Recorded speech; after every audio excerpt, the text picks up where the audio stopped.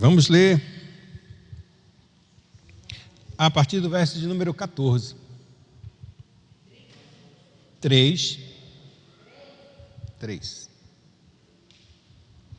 1 Timóteo, capítulo de número 3, a partir do verso de número 14.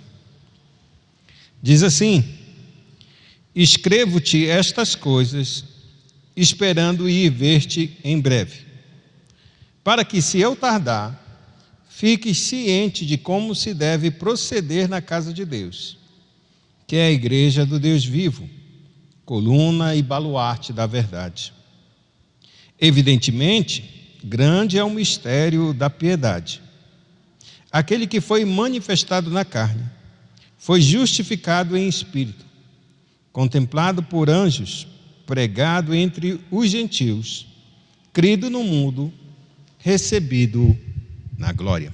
Queria que toda a igreja lesse o verso de número 16, todos juntos.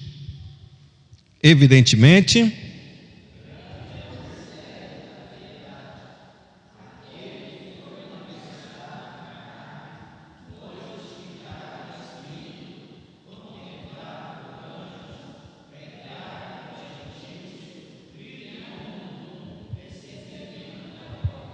soberano Deus e Pai, nós louvamos o Teu nome e te agradecemos pela rica oportunidade de estar na Tua casa para aprender um pouco mais da Tua palavra. Que o Teu Santo Espírito possa trazer a nós, Senhor, entendimento, sabedoria, iluminação, para, encontrando a verdade, Senhor, possamos caminhar nela. Como disse o salmista: Senhor, é na Tua luz que vemos a luz. No precioso nome de Jesus oramos e já te agradecemos. Amém. Amados, nós estamos numa série para estudar quem é Jesus. E nos nossos dias, que a gente pode dizer, não se tem visto realmente quem é Jesus, o Jesus real. O que se tem é uma caricatura, se a gente assim pode dizer, a respeito do Cristo, de Jesus. E a gente vai andar mais um pouco nisso para a gente entender porque alguns padrões se manifestam no nosso meio, chamada Igreja de Cristo. E eu tomo esse texto, que é um texto, que esse último verso, que a gente acabou de ler, todo mundo junto, igreja, o verso 16, ele é um hino da igreja primitiva. A igreja primitiva cantava isso. Não é uma autoria do apóstolo Paulo escrevendo para Timóteo, não, era um hino, e ele colocou esse hino dentro da sua carta, um hino que a igreja cantava. E a gente canta também esse hino, até hoje a gente ainda canta esse hino. Vocês sabem cantar esse hino? Sabe ou não? Já ouviram esse hino? Já ouviram, já? Já ouviram, já ouviram? Também esse hino? Do verso 16? Depois a gente coloca aí, acho que o Augusto sabe esse hino. Mas era um hino. E onde está inserido esse hino maravilhoso? Está inserido dentro de uma carta onde o apóstolo Paulo está dando recomendações para o jovem pastor Timóteo. Timóteo está pastoreando a igreja de Éfeso, uma igreja que já foi e que será pastoreada pela última vez, entre aspas, última vez, pelo apóstolo João. É o grande nome da igreja, a última parte dela. E ela foi iniciada por Paulo, depois Timóteo ficou a cargo de continuar. E então, nesse período, Timóteo ele é muito jovem, é novo. Lembremos que juventude é meio complicado para a igreja, principalmente dentro de uma região em que os mais velhos são os mais respeitáveis de toda a sociedade. Diferentemente de nossa sociedade, hoje os mais velhos não têm tanta proeminência, não é verdade? Estão sempre colocados meio de lado, são a última pessoa, e que não deveria ser as primeiras pessoas a serem consultadas. Por quê? Porque, no mínimo, a idade deles avançada leva-os a ter mais sabedoria do que a maioria de nós. Porém, numa sociedade em que olha, vou colocar exatamente essa palavra, velho, como rejeitado, como obsoleto, como que não faz parte deste mundo, vamos colocar assim dizer, desse mundo globalizado, desse mundo moderno, a gente dá pouca atenção para eles. Mas na igreja em que Timóteo está pastoreando, os mais velhos são os mais proeminentes. Então, quando a gente fala jovem Timóteo, não é um jovem, é um homem mais ou menos nos seus 30 anos de idade. Mas o apóstolo Paulo tem por volta dos seus 50 a 60 anos de idade. E todos os outros homens que aí vão estar dentro dessa igreja e que vão liderar, por isso é chamado presbítero de ancião. Ancião, na verdade, é presbítero. Ou seja, homens mais velhos, mais maduros, que estavam na frente da igreja e que lideravam junto a Timóteo essa igreja. Eles ainda assim, embora fossem mais velhos, eles conheciam assim, mais ou menos as escrituras. Por quê? Porque vieram dentro de um contexto pagão, dentro de um contexto que não conhece. A única coisa que a bagagem que eles têm é a vida realmente, e a vida pode nos dar muitas ferramentas, desde que nós tenhamos verdadeiramente os princípios corretos. Se nós não tivermos os princípios corretos, aí vai ser mais difícil um ancião trazer uma palavra de sabedoria. E é nesse ponto que o apóstolo Paulo ele escreve, nesse capítulo de número 3, a respeito dos oficiais, presbíteros e diáconos. Quando ele termina de fazer a sua lista e ensinar para Timóteo, para ele pensar e verdadeiramente olhar quem são os anciãos, quem são os homens que verdadeiramente devem servir como líderes no meio da igreja, e ele passa essa lista para que Timóteo tome essa iniciativa e separe realmente o joio do trigo. Ele termina esse capítulo dizendo exatamente isso: e escrevo estas coisas esperando ir te ver em breve. Ou seja, o que eu estou escrevendo é para que você faça o que é necessário, porque eu mesmo vou chegar até você, eu mesmo vou ir até a igreja de Éfeso, eu mesmo vou dar essas instruções e olhar cada um dos pontos que eu estou falando para você. Mas ele tem um cuidado, e ele diz assim mesmo: para que, se eu tardar, fique ciente de como deve se proceder na casa de Deus. Ele tem a ideia clara e absoluta firmeza, de convicção de que ele vai chegar à igreja de Éfeso. Mas ele pensa: mas se eu tardar? E se as coisas não saírem da forma como eu estou planejando? Por isso eu estou te dando essas informações, estou te dando essas instruções. Para quê? Para que, se eu tardar, você saiba como deve se proceder na casa de Deus. E que casa de Deus é essa? E ele termina o verso dizendo que é a igreja do Deus vivo, coluna e baluarte da verdade. Ele faz duas descrições a respeito da igreja. A primeira coisa que ele diz é para que você saiba como se proceder na casa de Deus.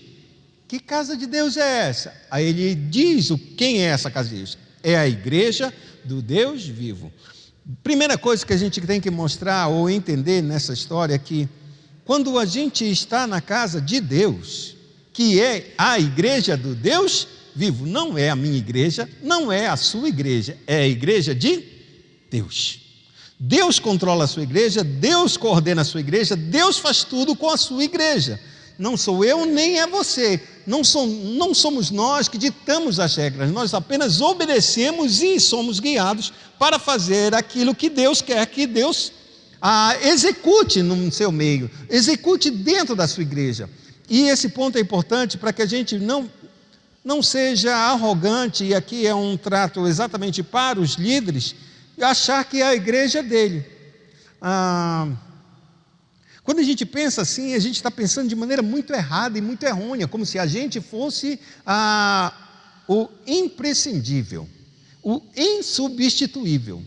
O apóstolo Paulo, com toda a sua bagagem, com toda a sua força, com toda a sabedoria que Deus havia dado, com todas as revelações que ele recebeu da parte de Deus, ele sabia de uma coisa: muitas vezes as decisões dele, ele queria ir para um lugar, e Deus, pela experiência da sua caminhada, ele percebe que Deus não queria que ele fosse para determinado lugar, e ele parava realmente o apóstolo de seguir avante.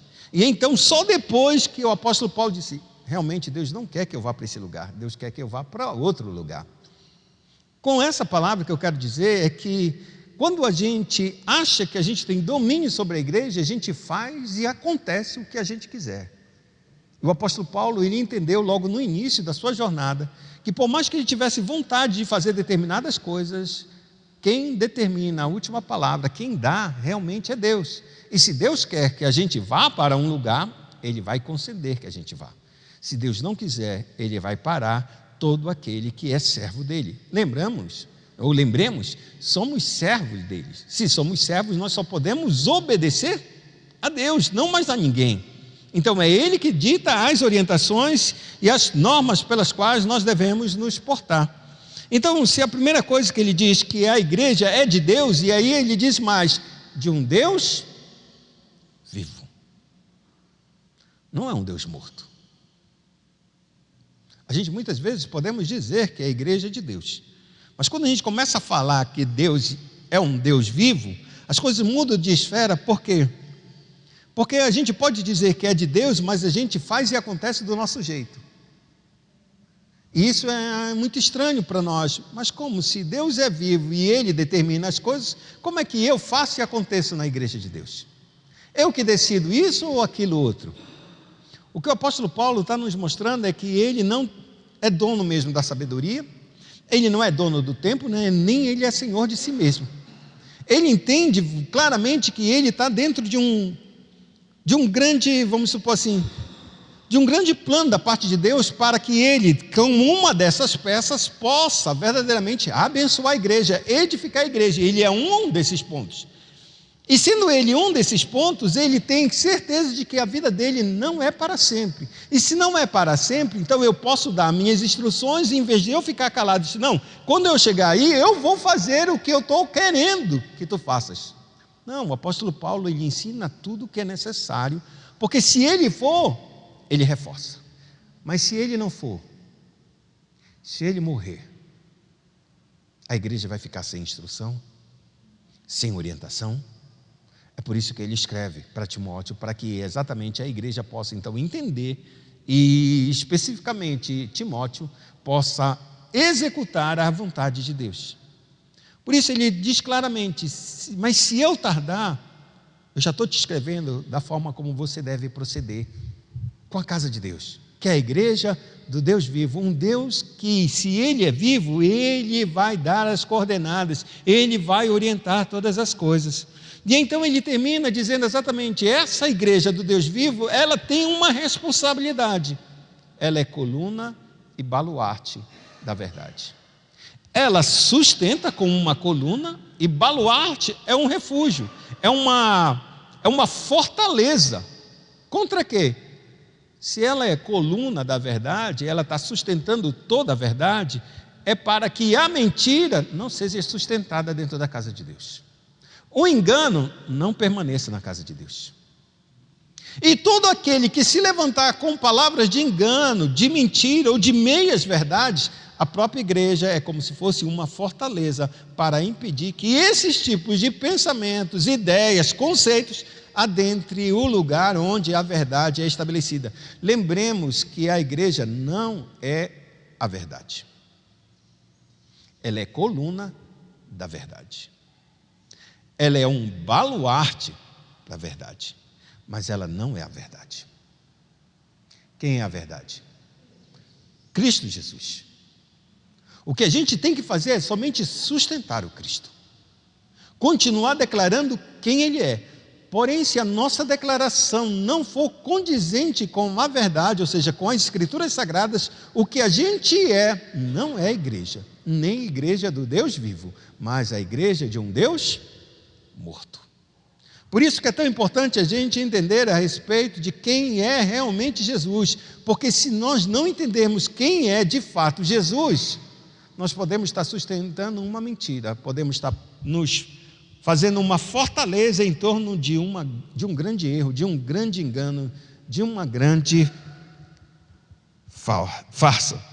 Por isso ele termina e ele diz, evidentemente grande é o mistério da piedade. Um mistério? Que mistério é esse? Um mistério. Ele diz, um mistério da piedade. Um mistério nada mais é do que um segredo. Algo escondido, algo que deve ser revelado. E qual é o grande segredo da piedade? O grande segredo da piedade está na pessoa de Cristo Jesus. Por que esse grande segredo? Lembremos que piedade é uma vida total devotada ao próprio Deus. Um homem piedoso, uma mulher piedosa é uma mulher ou um homem que verdadeiramente se devotou a Deus, que vive sob e respira sob o andar de Deus, tem o caráter de Deus e não somente as suas palavras, ele tem verdadeiramente esse caráter de Deus. Ele é manso, ele é humilde e ele é justo, ele é santo, ele é verdadeiro, ele é bondoso. Todas essas verdades que estão dentro deste homem, ela é baseada exatamente nos princípios das Escrituras Sagradas, daquilo que Deus é e daquilo que Deus faz. Por isso, a sua vida é devotada para Deus. Quando ele diz isso, grande é o mistério da piedade, ele está dizendo exatamente, existe um segredo muito grande sobre a piedade, de se viver para Deus. E que segredo é esse? Aí a gente vai olhar para o texto e ele vai dizer, aquele que foi manifestado na carne. Quem foi manifestado na carne? O Verbo vivo. Esse é o segredo da piedade. Ele deixou a sua glória para viver entre nós, homens pecadores, com necessidades como todos nós, de comida, de alimento, de roupa, de vestes, todas essas necessidades que eu preciso e que você precisa e que necessitamos, aquele que não tinha condições nenhuma, por sua própria natureza, sendo ele próprio Deus, não precisando de nada, ele se submeteu à vontade de Deus e fez-se homem, se tornou carne, dependente única e exclusivamente do próprio Deus, para comer, para beber, para se vestir, para ser protegido. Ou vocês acham que José e Maria teriam condições de proteger o Cristo? Teriam? Se o anjo não vai até José e diz, sai daqui, leva o menino com a mãe para o Egito, porque estão procurando matá-lo. Se ele não obedece, Jesus estava morto. Todas as manifestações da graça de Deus procedem exatamente dessa pessoa que se manifestou em carne. E ele se manifestou em carne e ele diz, ele foi justificado em espírito, e ele dá um pulo. Essa manifestação da carne tinha um propósito. E esse propósito era para morrer pelos pecados dos homens. E se ele vai morrer pelos pecados dos homens, se ele morre, é sinal que ele é um pecador, porque só os pecadores morrem. E era necessário que Cristo permanecesse na morte até hoje, se ele fosse um pecador. Mas a Bíblia diz que ele, Deus, o Pai, o justificou, não na sua carne, mas no seu espírito, declarando que o corpo dele, de carne, realmente era uma oferta a Deus, e que a sua oferta, a sua vida, verdadeiramente era um cordeiro imaculado. Sendo esse um cordeiro imaculado, e agora, passando pela morte, ele deveria ficar na morte se ele tivesse um único pecado. Mas como ele não pecou, atestar da sua ressurreição prova que ele não pecou e que nunca mais morrerá. Essa prova da ressurreição prova cabalmente que Cristo nunca cometeu um pecado e que sua morte foi substitutiva. Ou seja, ele só morreu para substituir a minha vida e a sua vida, ou melhor dizendo, a minha morte e a sua morte, para que a morte dele, ele trocasse a minha morte pela sua vida. Ou seja, eu tomo a tua morte, Abraão, eu tomo a tua morte, Rosana, e te entrego a minha vida, Abraão, minha vida, Rosana, e a vida de todo aquele que nele crê. Essa ressurreição testifica que ele foi justificado aonde? No seu espírito, não na sua carne. Aí ele termina o texto dizendo, contemplado por anjos, pregado entre os gentios. Quando ele fala contemplado por anjos, significa dizer que ele ascendeu aos céus, assentou-se à destra de Deus, e antes que ele ascendesse aos céus, ele deu ordem para os discípulos fazerem o quê? Pregar esse texto a todas as nações. Esse evangelho do reino será pregado em todas as nações como testemunho desse grande mistério da piedade. E aí ele diz, crido no mundo e recebido na glória.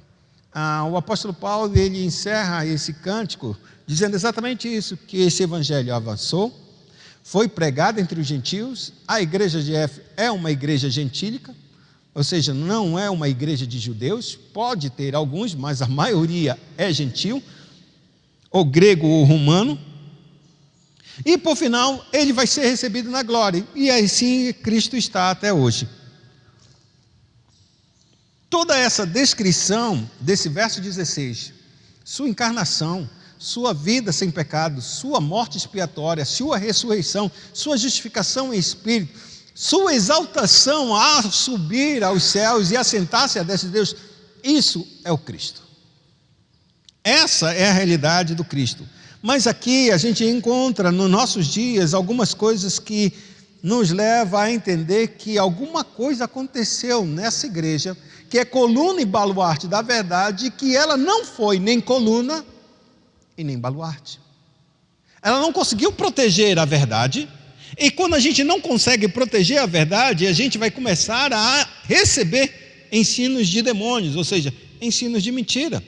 E esse ensino de mentira, como a gente tem uma função de proteção, sustentação, a gente vai passar a sustentar uma mentira, como se fosse verdade. Vai começar a proteger a mentira contra tudo e contra todos, pensando que é a verdade.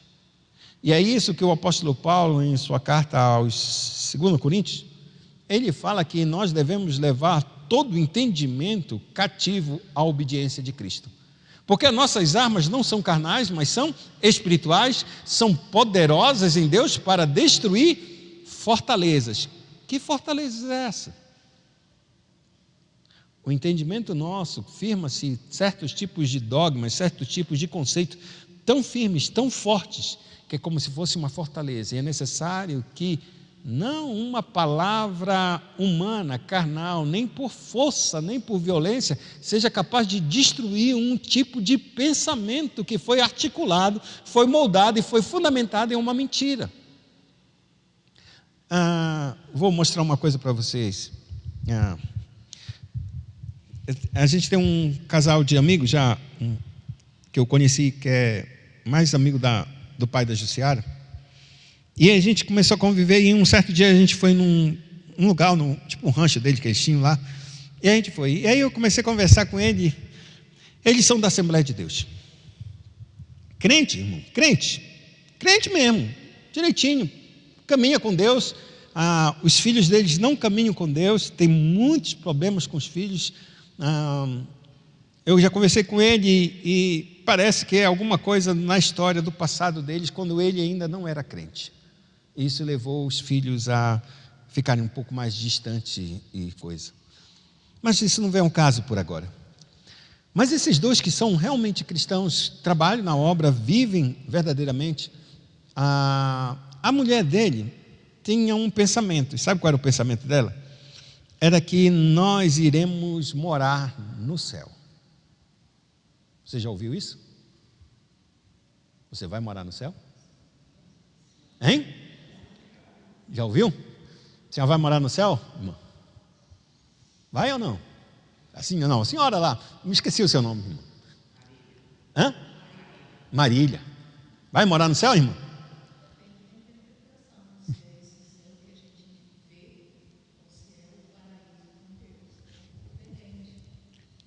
Ela está mais avançada comigo.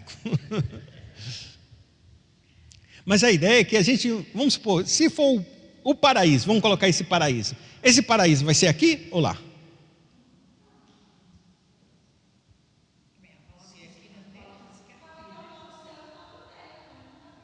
Aqui que está o detalhe. Realmente, Deus diz que nós estaremos no paraíso, mas o paraíso vai ser aqui.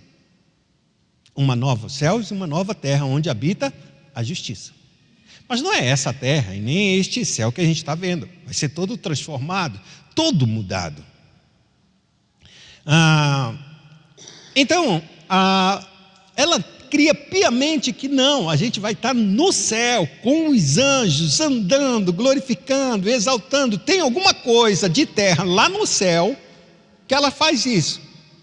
Eu disse, não, mas isso não é verdade. Não, é sim verdade. Aí ele falou comigo, rapaz, nem entra nesse assunto que ela não vai aceitar. Não vai aceitar. Eu disse, não vai aceitar? Então vamos fazer o seguinte, Então a senhora acredita que a gente vai estar no céu, não é? Sim, senhor. Deus vai vir, vai levar tudo para a gente. Se a gente morrer, a gente vai para o céu. E quando Ele voltar, a gente vai estar no céu. Ah, é? Então me diga uma coisa. Quando Ele voltar, Ele não diz que desce do céu a cidade nova para quem? Nova Jerusalém, para a terra?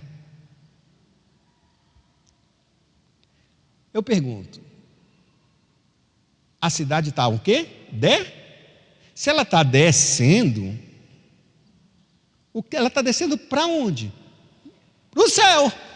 Então ela desce do céu para onde? Para o céu. Não, é do céu para a terra.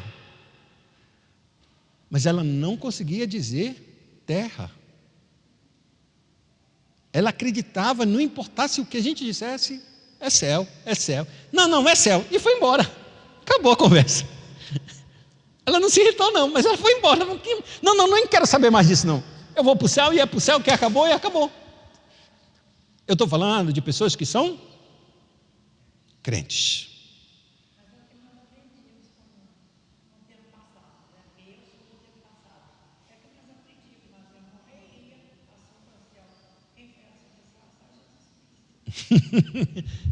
Não, porque em parte, verdadeiramente a gente está no céu, em glória. Mas esse não é o lugar que Deus preparou para mim e para você. O Salmo de número 115 diz claramente: os céus são céus mas a terra Deus deu ao homem. Então nós somos da terra, irmãos. Não somos do céu. O céu é apenas uma metáfora a respeito de tudo que é bom e maravilhoso. Faça-se a tua vontade no céu, faça a tua vontade na terra, como ela é feita nos céus. Chegará o dia em que, quando Cristo voltar, a vontade dele será uma só, tanto nos céus quanto na terra, sem dificuldade nenhuma. Mas não é porque a vontade é igual, é idêntica, que nós estaremos no céu. É como se fosse o céu, quando Deus e o reino se estabelecido completamente, e nós estaremos livres de toda a maldição, de todo o pecado, de toda a morte, de todo o dano. Ou há choro no céu, ou há maldição no céu, ou há morte no céu. Não há. Assim também não haverá aqui nos novos céus e nova terra, onde habita a justiça. Eu coloco isso para que a gente entenda que a gente mesmo pode ter estruturas de pensamento muito difíceis de serem quebradas. Então a gente está sustentando determinado tipo de convicções que não são verdadeiras. Talvez isso não seja muito, vamos dizer, prejudicial para nós pensarmos que o céu vai ser no céu e não é na terra. Pode até não ser, pode. Mas a gente sabe que tipo de implicações isso acontece quando a gente declara que nós vamos viver para o céu e essa terra está perdida. Se a gente souber verdadeiramente, conscientemente, que essa terra em que Deus está, ela vai restaurar, isso significa que o processo de restauração na minha vida agora, eu sou da terra, não sou da terra? Como eu quero mostrar de uma maneira diferente. Eu sou da terra porque eu estou na terra? Não, é porque parte da minha vida veio da terra. Como você, nós viemos do barro, não viemos do barro? Se Deus ele vai restaurar a minha vida e Ele começa a minha vida aqui, com um processo de restauração até fazer completamente toda a transformação, esse processo de restauração aqui nessa carne, eu não tenho que viver em santidade? Quem é santo, santifique-se mais ainda. Quem é puro, purifique-se ainda mais. Esse é o processo pelo qual Deus nos salva e a gente continua. Se eu souber de todas as formas que é impossível qualquer tipo de evolução na minha vida, e quando eu falo evolução, crescimento realmente espiritual para que eu me afaste cada vez mais do pecado e odeie esse pecado e viva mais para Deus em santidade, se eu não acreditar nisso e só acreditar que vai acontecer isso no céu, tem alguma possibilidade de eu me esforçar para ser santo? Me digam. Tem? Tem nenhuma, irmão. Mas Deus, Ele diz que o processo de santificação começou a partir do momento em que Ele entrou na nossa vida. E esse entrar na nossa vida, embora a gente ainda falhe, ainda pense em pecado e a gente cometa pecado, o nosso desejo cada vez mais é se aproximar de Deus e nos afastar do pecado. É assim ou não é? Pelo menos deveria ser assim para todo aquele que nasceu de novo. Quem não nasceu de novo não tem diferença entre viver no pecado e sem pecado. não faz diferença. Mas quem nasceu de novo entende que uma vez que nasceu de novo, todas as práticas de pecado na sua vida entristecem seu coração, machuca a sua alma.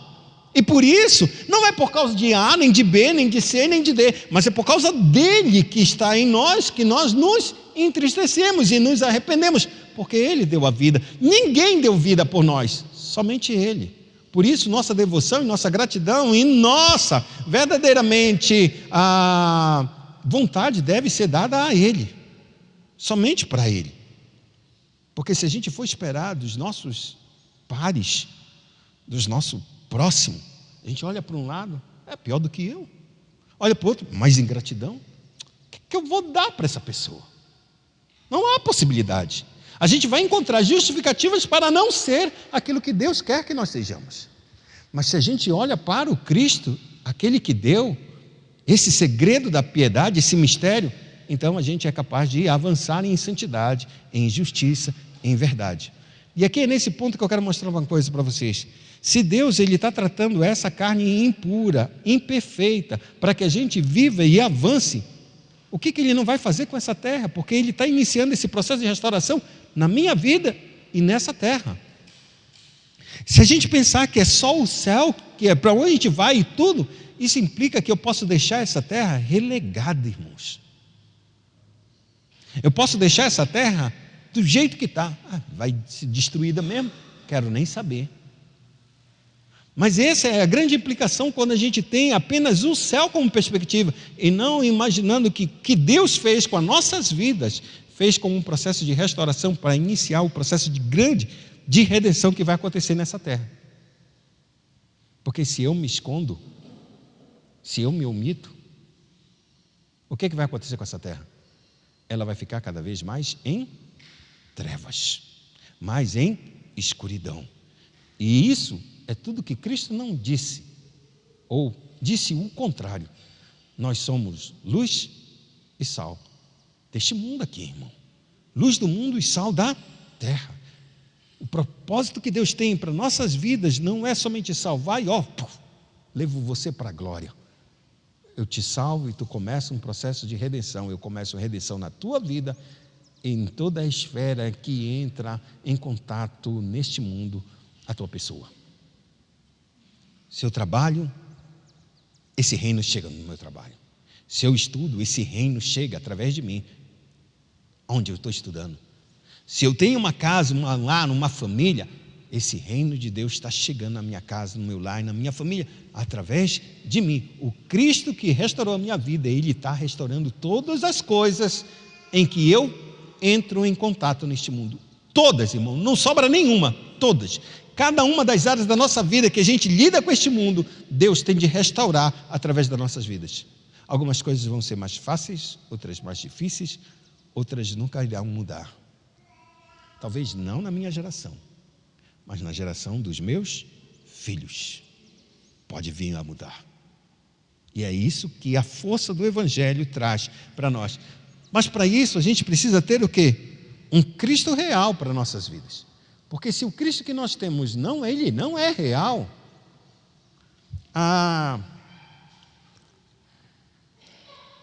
tem uma pergunta para a gente.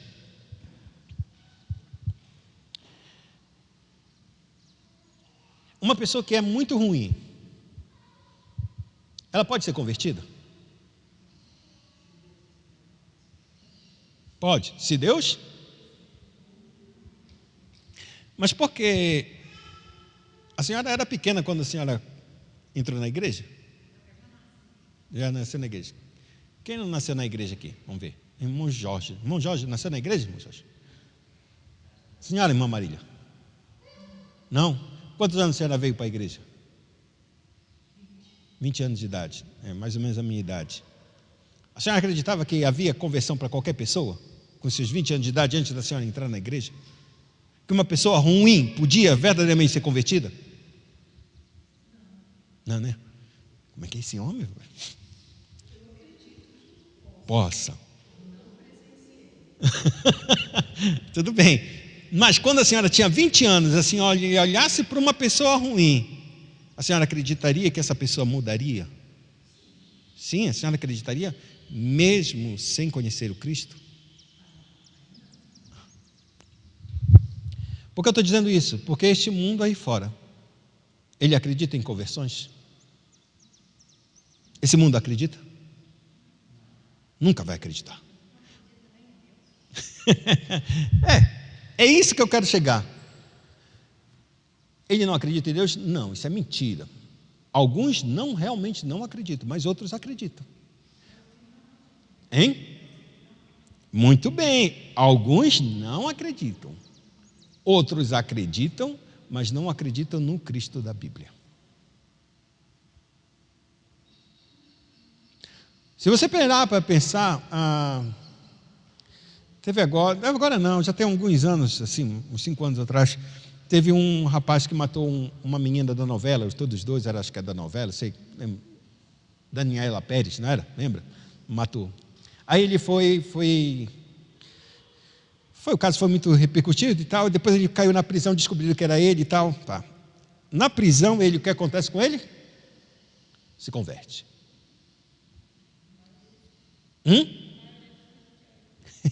Não, eu não vou nem entrar no mérito, né?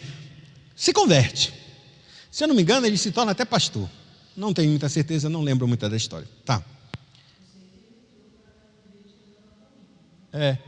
Não, até isso eu sei. Assim, não sei da igreja e tal que ele entrou, mas ele converteu, se eu não me engano, ele se tornou até, parece, pastor, não lembro muito bem.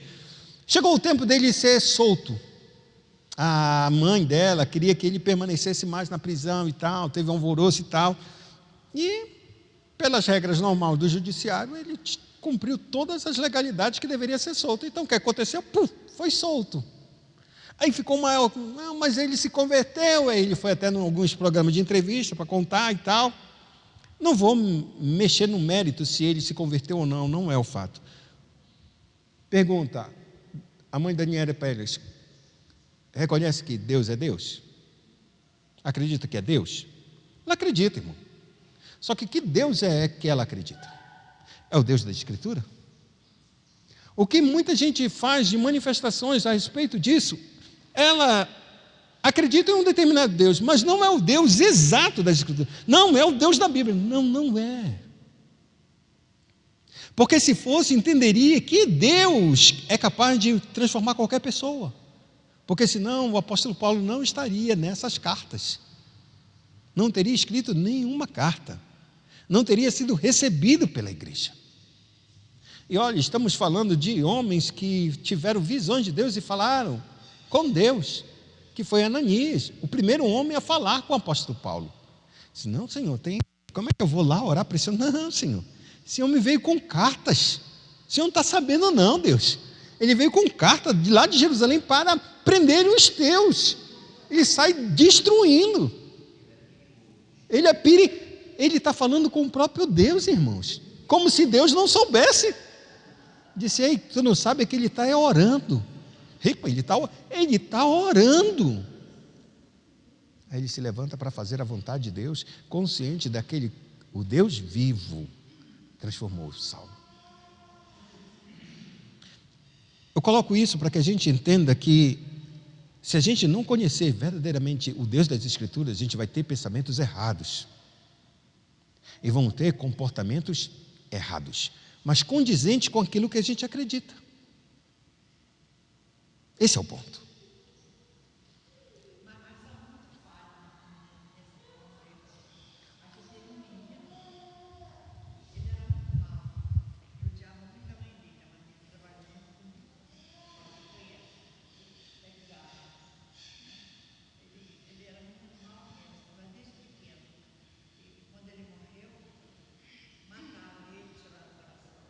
Ixi.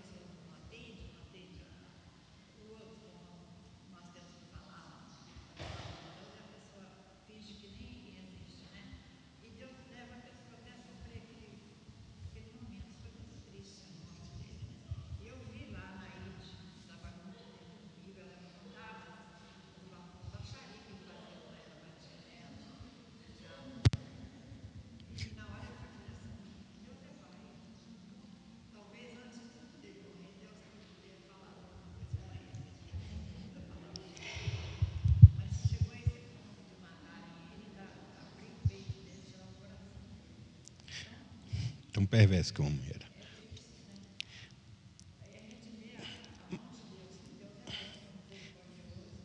A gente tem que separar duas coisas. Quando a gente...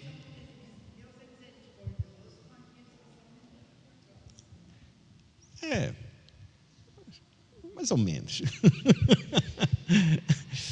Por que mais ou menos? Porque nós não somos misericordiosos quando a gente não conheceu Cristo. Temos que ser, mas Ele não usou disso. Ele teve que nos transformar para que nós nos tornássemos misericordiosos. Eu quero colocar aqui, embora a senhora coloque um caso assim, esse caso mostra somente que duas coisas, irmãos, que a gente tem que entender de um Deus vivo e verdadeiro. Deus é amor, Deus é misericórdia, mas Deus também é justiça e juízo.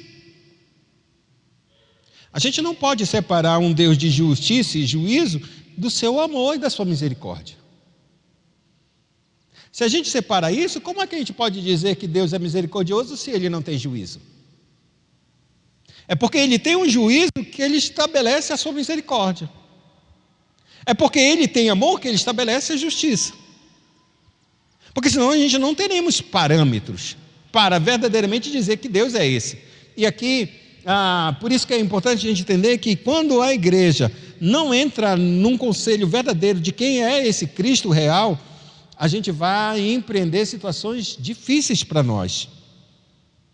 Então a gente vai formar um Cristo que é outro, é o que a gente chama na teologia de o anticristo. No lugar de Cristo ou contra Cristo. A gente tem duas coisas para fazer. Tem pessoas que se levantam contra Cristo, não tem? Não quer saber de Cristo e persegue a igreja. Mas existe outra situação. Não vamos fazer contra a igreja, vamos lutar a favor da igreja. Então a gente forma um novo Cristo. Quando a gente faz um outro Cristo que não é o Cristo das Escrituras, nós também estamos levantando um anticristo, porque está sendo contra Cristo. Está colocando um outro Cristo no lugar do Cristo verdadeiro. E para que a gente entenda isso, amados,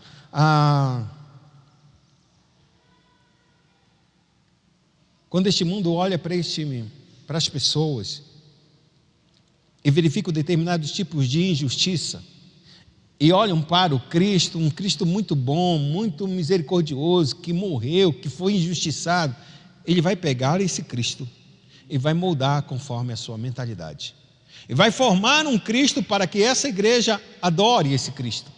E aqui a gente começa a entender algumas coisas que existem neste mundo tão terríveis, que a gente pode assim dizer, tão desastrosas, que é exatamente transformar um Cristo em um outro lugar, em um outro espectro.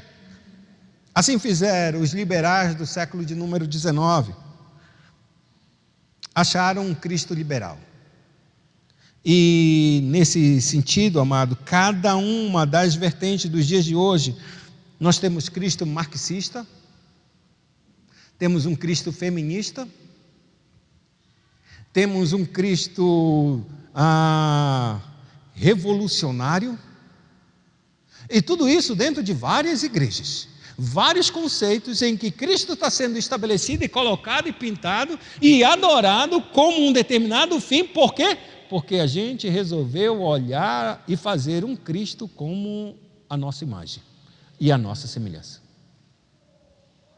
Eu não vou fazer um Cristo conforme as Escrituras estão dizendo, mas um Cristo conforme eu estou enxergando que Ele tem de ser. E assim a gente começa a montar um Cristo muito terrível, muito desfigurado. Aí eu volto de novo na pergunta: se esse mundo, ao olhar para o nosso Cristo das Escrituras Sagradas, ele olha para este mundo como uma pessoa que, tão ruim, tão perversa, não tem como se converter. Se esse Cristo das Escrituras já é difícil de converter uma pessoa, imagine um Cristo moldado à nossa imagem e conforme a nossa semelhança. Porventura, será capaz de mudar essa pessoa? Será capaz de transformar a vida dessa pessoa?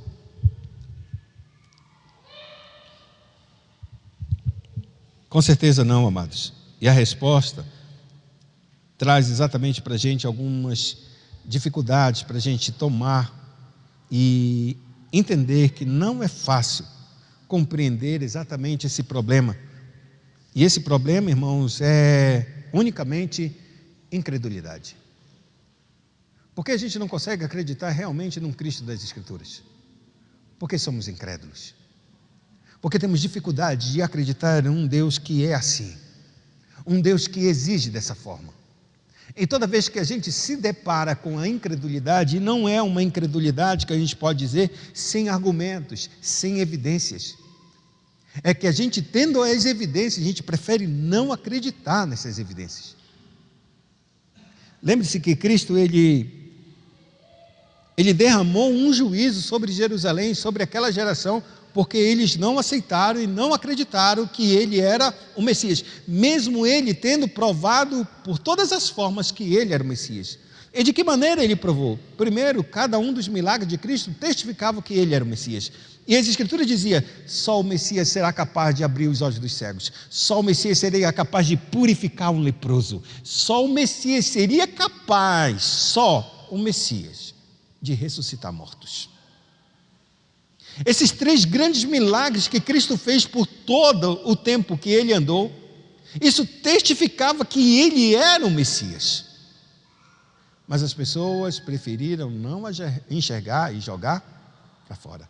Não somente isso, o próprio Messias seria capaz de abrir os ouvidos dos surdos e derrotar todos os demônios. Tudo isso Cristo fez, e os líderes olhavam as Escrituras, viram os relatos, e o que eles disseram? As evidências estão todas a favor deste homem. Mas não é ele, não. Ele faz e expulsa demônio por quem? Por Satanás. Esses que ele está curando não é cura, não. É tudo invenção. É tudo mentira. São mentiras, são enganos. A Bíblia diz que Cristo falou assim e disse: a incredulidade de vocês tornou vocês cegos, e vocês vão morrer nos pecados de vocês. A última oração que Cristo tem com Jerusalém era que a Jerusalém ele chora porque o juízo viria sobre eles e não tem mais tempo de arrependimento. Ele chora. Então ele entra em Jerusalém, faz a última semana, é crucificado, morto. 40 anos depois, a cidade de Jerusalém e todos os seus habitantes praticamente são dizimados. E o que é interessante, quando eu estava dando estudo na quarta-feira passada a respeito desse evento do ano 70, todo mundo sabe que foi no ano 70 que Jerusalém foi destruído e o templo foi acabado, e até hoje o templo não existe mais. E pior, existe um novo templo em Jerusalém, mas não é um templo, mas é uma mesquita, ou uma igreja muçulmana, islâmica. Só que no ano 70, em que o templo é destruído, ele foi destruído, sabe que foi? Um dia depois da Páscoa. Um dia depois da Páscoa, Jerusalém caiu e o templo foi destruído. Mas por que isso é tão importante, Abraão? Por uma razão simples. Jesus disse que aquela geração não passaria sem que prestasse conta de todo o sangue que ela verteu, desde Abel até Zacarias. Então ela pagaria o preço completo de toda a maldade que ela fez com todos os profetas e, por fim, com o próprio Filho de Deus. Quando Deus estabeleceu que esse ano, essa destruição seria e fosse um dia depois da Páscoa, para nós é só mais um evento, mas para o judeu não. Os judeus de todas as partes do mundo, eles voltavam para Jerusalém para celebrar a Páscoa. Agora detalhe, em cada lugar em que a igreja foi sendo estabelecida por esse mesmo apóstolo chamado Paulo e outros, Pedro e assim todos os outros apóstolos, as primeiras coisas que eles faziam, sabe o que era? Entrar nas sinagogas e pregar primeiro para os judeus. Depois que ele pregava para os judeus e os judeus não aceitavam ou rejeitavam ou lançavam eles fora ou muitas vezes maltratavam, apedrejavam, ele virava-se para os gentios. Nessas sinagogas havia os chefes das sinagogas e homens muito religiosos. Se você é um fiel, um devoto realmente, o que é que vai acontecer quando chegar a Páscoa? Você vai sair da sua cidade, de onde você estiver, e você vai para onde? Para Jerusalém. Se eu, o imperador, ou melhor dizendo, o general Tito, que vai se tornar o imperador, o próximo imperador do Império Romano, ele avança sobre Jerusalém e mata e destrói Jerusalém um dia depois da Páscoa, significava dizer que todos os líderes que um dia perseguiu a igreja, o apóstolo Paulo, Pedro e todos os outros homens, saíram de suas sinagogas, vieram para Jerusalém e foram o quê? Destruídos naquele dia. Eu pergunto para vocês, vai haver novamente perseguição de judeus contra a igreja? A partir do momento em que Deus limpou os grandes líderes de judaizantes ou judeus que lutavam para que a igreja não avançasse, mas eles foram destruídos, a igreja avançou ainda mais. Por que eu estou querendo colocar isso? É porque se a gente não entende um Cristo real, a gente também não vai entender a propagação desse evangelho. E como Deus é Deus vivo e protege a sua igreja para avançar, ora ela converte, como converteu o apóstolo Paulo, ora ele vai ter que matar determinadas pessoas por não entender o evangelho e se recusar em acreditar neste evangelho. O juízo de Deus vem de duas formas: ou ele mata aquele homem, convertendo em uma nova pessoa, ou elimina aquele homem, tirando ali do caminho da igreja.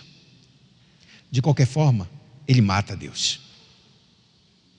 Ou ele mata para ser um novo homem, ou ele mata para sair, para que a igreja avance. E quando eu estou falando isso, eu estou falando muito sério. Deus não vai impedir, não vai deixar que nenhuma igreja, ninguém da sua igreja toque nele, porque é a menina dos seus olhos. E aqui a gente encerra, pelo menos por hoje, para que a gente entenda que duas coisas devem acontecer para que este mundo possa transformar o Cristo em um outro Cristo que não é esse. Sabe qual é a primeira coisa que a gente tem que fazer? De maneira simples e clara, a gente precisa entender que, para que a gente olhe, a gente vai precisar redefinir esse cristianismo. E como a gente vai redefinir um sistema religioso? Se o Cristo que eu estou olhando para ele não é e não me agrada, a primeira coisa que eu deveria fazer é o quê?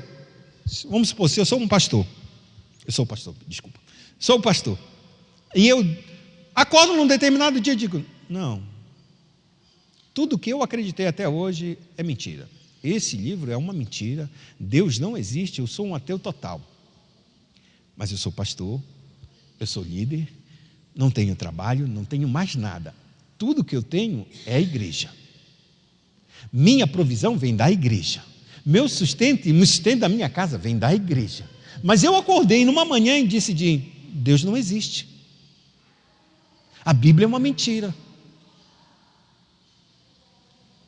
Se eu for honesto, o que é que eu tenho que fazer?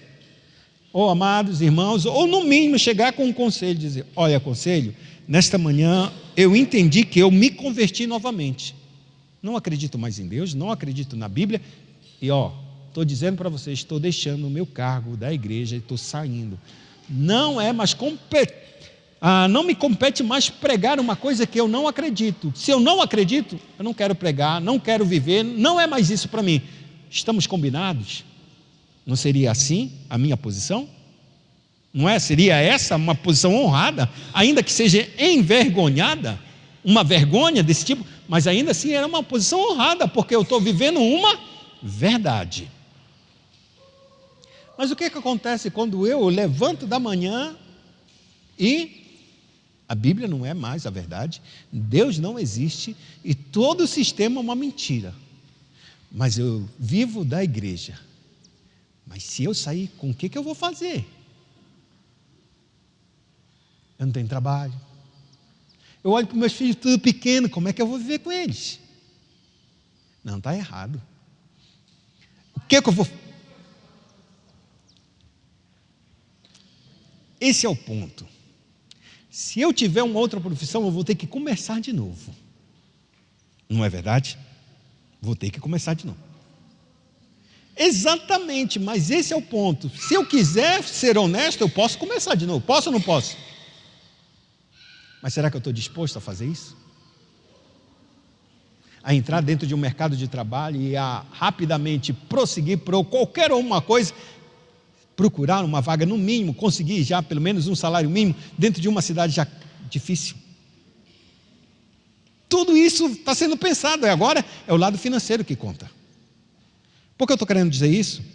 É que quando a gente encontra determinados líderes hoje, que não acreditam mais, ele olha para a estrutura, e se eu estou dentro de uma estrutura, uma superestrutura, e eu estou dentro dessas cabeças de superestrutura, o que é que eu tenho que fazer? Eu vou transformar esse evangelho. E eu vou fazer com que esse evangelho seja moldado à minha visão, sem que eles percebam, porque é muito mais fácil eu sair daí, mas será muito mais difícil para mim, porque eu não terei dinheiro. Então eu vou moldar essa nova estrutura, para que ela responda aquilo que eu quero. E aqui, amados, é o que acontece numa redefinição do cristianismo. Para a gente redefinir o cristianismo, a gente precisa, primeira coisa, a gente precisa neutralizar toda a autoridade da Bíblia. O que a Bíblia diz, a gente tem que dizer, não é exatamente isso que ela está dizendo.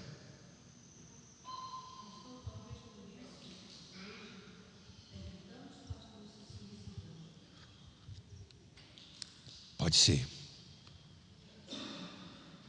E a segunda coisa é relativizar as formulações de credo que a gente tem até hoje. Creio em Deus Pai, Todo-Poderoso, Criador dos céus e da terra. Eu vou começar a mudar esses credos. Eu vou começar a retirar esses credos. Eu vou começar a relativizar esses credos para que a Escritura Sagrada que a gente tem como Bíblia, ela não seja exatamente a palavra de Deus. Ela contém alguns vestígios dessa palavra e somente aquilo que for bom. Tipo, numa cabeça em que não existe milagre, a Bíblia é boa para a gente ler? Então, milagre não pode ser milagre. Milagre deve ser uma parábola, somente para ensinar alguma coisa. E é isso que foi acontecendo na história do cristianismo, irmãos. Quando a gente vê um mundo que disputa e vê um oprimido, a gente vê um Cristo marxista, em que a igreja agora é apenas fazedora de obras sociais. Ela não responde mais para ser um evangelho que pregue aos pecadores e pregue aos pobres. Ela luta pelos oprimidos e desvalidos, os aflitos. Essa é a visão, uma visão social da igreja. Não é uma visão de reino, onde o reino de Deus seja estabelecido. E eu termino nessa manhã, para que a gente entenda que, se a gente fizer isso, irmão, se a gente redefinir esse cristianismo, a gente precisa banir o Cristo das Escrituras. A gente tem que fazer um outro Cristo. Porque se nós não fizermos um outro Cristo, não tem como a gente sustentar. A gente tem que mudar as Escrituras, e mudando as Escrituras, a gente muda o Cristo. E quando a gente muda o Cristo, a gente sempre vai querer adorar um homem, um super-homem. E quem é esse Cristo? Rapaz, ele deu pão para o faminto. Então é isso que nós vamos fazer. Vamos dar pão para o faminto. Ele foi injustiçado. Foi preso, então vamos lutar pela justiça desse mundo. Mas não é mais o reino. Não é mais contra o pecado. Não é mais a favor da glória de Deus. É contra as mazelas dessa vida que o Cristo veio, por causa do pecado, que essas mazelas estão e permanecem até hoje. Mas quando o perdão alcança o coração de uma pessoa, aquele que era injusto se torna justo. Quem era ladrão passa a trabalhar e fazer com as suas mãos aquilo que é justo e bom diante de Deus. O poder do Evangelho é um poder de um Cristo que o transforma. Se a gente mudar o Evangelho, a gente terá um outro Cristo. E esse Cristo vai servir somente a alguns, que a gente pode dizer, alguns propósitos nossos. Por isso, amados, Ou a gente entende as Escrituras como ela é, ou iremos mudar as Escrituras conforme o nosso pensamento. Você hoje sabe que existem igrejas, existem 3 definições de 3 linhas de interpretação que a gente pode dizer sobre salvação. As exclusivas. E o que é uma salvação exclusiva? Uma igreja que prega salvação exclusiva é a igreja que prega que Cristo, somente Cristo, pode levar uma pessoa aos céus, perdoar os seus pecados e ser salva. Essa é as igrejas exclusivas. Não há nenhuma possibilidade fora de Cristo de uma pessoa ser salva. Segunda linha de interpretação para as Escrituras, de todas as igrejas, igrejas inclusivas. O que seria uma igreja inclusiva é que Deus é capaz de fazer com que outras pessoas sejam salvas, mesmo se estiver vivendo um outro tipo de evangelho, um outro tipo de cultura, porque naquela igreja ali tem alguma verdade de Deus, mesmo que ela tome o santo daimon, mesmo que ela bata tambores, mesmo que ela ofereça incenso a outros deuses, porque eles acreditam que a igreja, na verdade, é vários elementos que tem uma verdadezinha de Deus e é suficiente para essa pessoa ser salva. Lembra daquele caminho? Todos os caminhos levam a Deus. E por último, temos uma igreja pluralista, que ela vai dizer assim mesmo: não existe uma verdade em nenhuma igreja. Cada igreja vai ter a sua verdade, cada um pode aprender uns com os outros, sem nenhum tipo de problema. Em cada uma delas, você vai ter que transformar esse Cristo. O Cristo que diz: eu sou o caminho, a verdade e a vida, não pode servir a uma igreja inclusiva, nem uma igreja pluralista. Então ele é a vida, mas não é a vida. Ele é o caminho, não é o caminho. Portanto, amados, a forma como a gente entender esse Cristo, a gente vai olhar igrejas como igrejas inclusivas, como igrejas que têm pastores homossexuais, mulheres, pastoras homossexuais. As pessoas podem receber os homossexuais, está tudo certo. Você vai para o céu, você pode, e fazem um casamento, porque Deus está dizendo que Deus é amor. Ele tem que trocar esse Cristo. Ele tem que relativizar. Do contrário, ninguém vai entrar naquela igreja. É necessário que ele seja inclusivo ou seja pluralista. E quando a gente troca esse Cristo, eu pergunto, a gente se torna anticristo. A gente se torna contra Cristo. Que Deus possa levar o nosso coração a viver com Ele. E quando a gente encontrar uma palavra que nos confronte nas Escrituras, a gente ceda. Porque só Ele é a verdade. A gente não pode nada contra a verdade, a não ser a favor da verdade. Oremos ao Senhor. Pai Santo, nós louvamos o Teu nome.